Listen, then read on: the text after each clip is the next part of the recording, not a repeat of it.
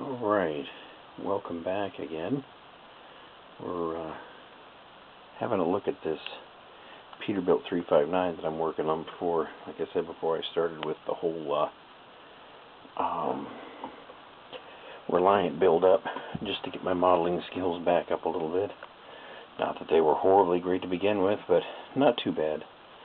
As you can see, got some of the fan shroud painted, some of the other black pieces a little bit touched up and done there, and we got the chassis, as you can see. We got the tanks mounted there, got the chassis all painted. The paint didn't come out too bad for a rattle can. Got a new way of doing that, and I'll show you guys that here in a little bit. Over here to the engine, kind of got that all mixed up in a bunch of vices, but you can see, getting it all pressed together, make sure we get a good tight fit, not too many creases or anything. Finish painting the rest of that yellow and the transmission gray as soon as that gets all dry. And then we got the interior of the cab here done. Trying to see if I can get a little better light on that, so you can see it a little better.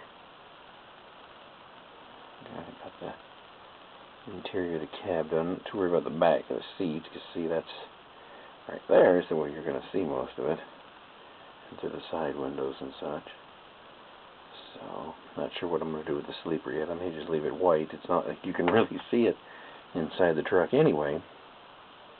And then piece de resistance, the gauges. Wow, what a pain.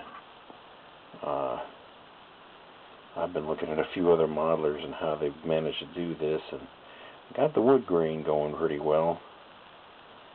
But holy cow, talk about your minutia here. I've got to try to figure a way. I've actually seen somebody on a forum recently that was able to actually paint those gauges black and then turn around and get the numbers painted silver. And as you can see right next to the alligator clip, those are some teeny gauges. And believe it or not, there are some numbers, if you can just barely see them, way down at the bottom of those things. Pretty crazy.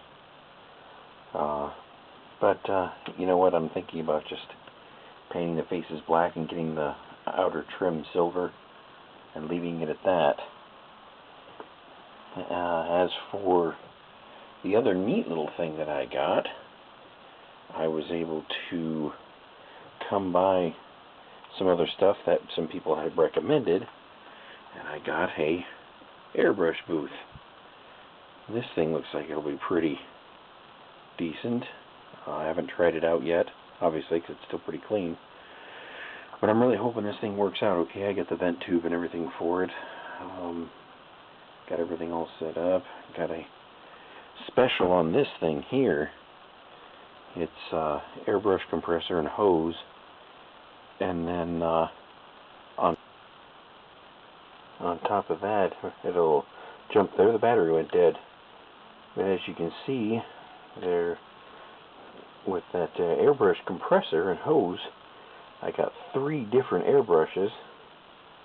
Hopefully I'll be able to figure that little bit of genius out, because I tell you what, you've got to be pretty doggone good to be able to do airbrushing. So, but anyway, that's where we are so far on this. It's going slow, but we're getting it done, and I'm actually kind of enjoying this.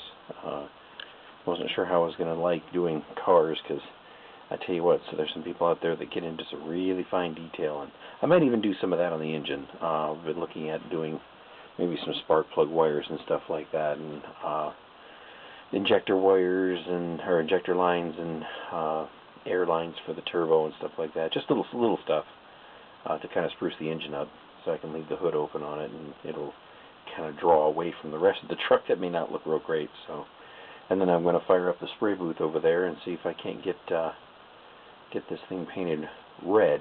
So we're going to go with a red exterior on it. So I'm not sure if I'm going to go with that or not, because the interior ended up going brown and tan.